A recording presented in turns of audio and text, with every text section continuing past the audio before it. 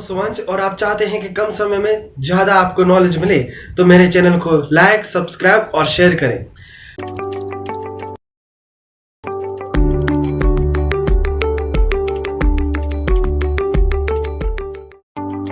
तो मैं आज से 11th स्टैंडर्ड के बायोलॉजी सब्जेक्ट को मैं आज पढ़ाने वाला हूं और मेरा पहला चैप्टर है जीव जगत, द लिविंग वर्ल्ड। तो अपने आसपास नजर डालोगे तो आपको अलग अलग प्रकार के पौधे दिखाई देंगे, पालतू प्राणी दिखाई देंगे, पक्षी, पेड़, कीटक, इंसेक्ट्स, बर्ड्स, एनिमल्स, अलग अलग टाइप के आपको जो है ऑर्गेनिज्म दिखाई देंगे। तो प्रश्न ये उठता है कि जीव यानी कि लिविंग ऑर्गेनिज्म किसको कहेंगे।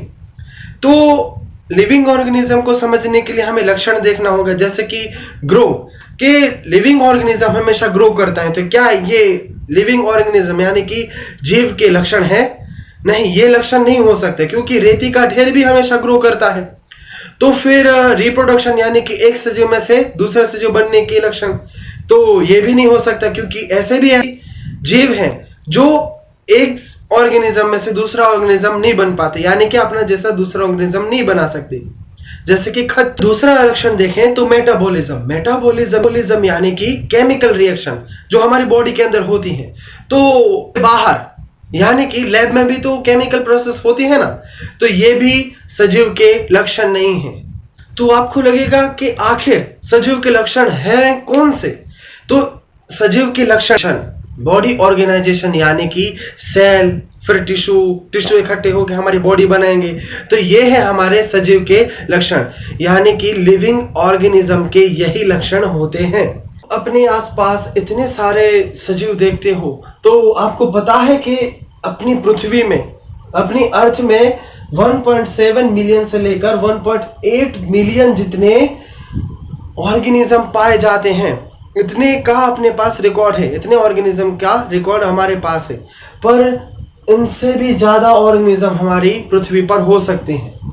अब अलग अलग प्रकार के पौधे हैं, इंसेक्ट है, एनिमल है, प्लांट है, तो अलग अलग इतने सारे होने के कारण उसको हम जैविक विविधता कहेंगे, यानी कि बायोडायवर्सिटी।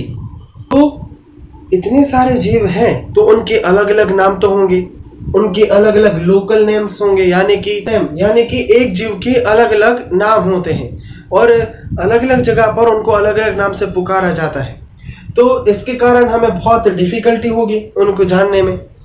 तो इसीलिए उनको एक वैज्ञानिक यानी कि साइंटिफिक नेम दिया जाता है, जिसको कहा जाता है नामक पद्धति, यानी कि जीव का नाम देना, जीव को कोई नाम देना, जिसको कहते हैं नोमेनक्लेचर। ICBN यानी कि international code for botanical nomenclature और international code for zoological nomenclature, यानी कि ये जो संस्था है वो जीव को नाम देगी, यानी कि ऑर्गेनिजम्स को उसका नाम प्रदान करेगी, जिसके कारण उस ऑर्गेनिज्म को हम अच्छे से पहचाने, उसको अच्छे से स्टडी कर सके, सभी लोग जीव को अच्छे से अभ्यास कर सके। इसीलिए उसको नोमेनक्लेचर यानी कि नाम दिया जाता है, जिसके कारण हम उसका आइडेंटिफिकेशन कर सके, यानी कि उसको अच्छे से हम पहचान सके। इसीलिए जो है नोमेनक्लेचर जरूरी है।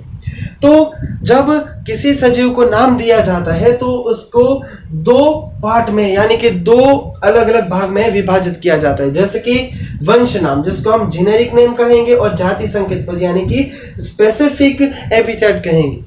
तो इसी के कारण इसको द्विनामी पद्धति कहते हैं, जिसको बायोनॉमिकल नोमेनक्लेचर कहते हैं। आइए इसको हम समझते हैं कैसे।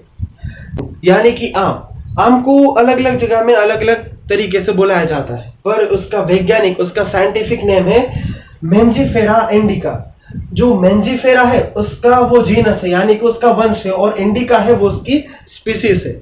तो हमें कैसे पता चलेगा? कोई नियम तो होंगे जो वैज्ञानिक नाम यानी कि साइंटिफिक नेम में रखने में मदद कर। अगर नोमेनक्लेचर करना है यानी कि सजीव को एक नाम देना है तो उसके कुछ नियम हैं। उसमें पहला नियम है कि जो हम नाम देंगे, जो ऑर्गेनिज्म को हम नाम देंगे वो लैटिन भाषा में होगा और इटैलिक में लिखना। उसका दूसरा नियम है कि पहला शब्द जो होगा वो जीनस से होगा और दूसरा शब्द जो होगा वो उसकी स्पीसीज दिखा गया, जैसे कि मेंजिफेरा इंडिका, जिसमें मेंजिफेरा वो उसकी जीनस है और इंडिका उसकी स्पीसीज है।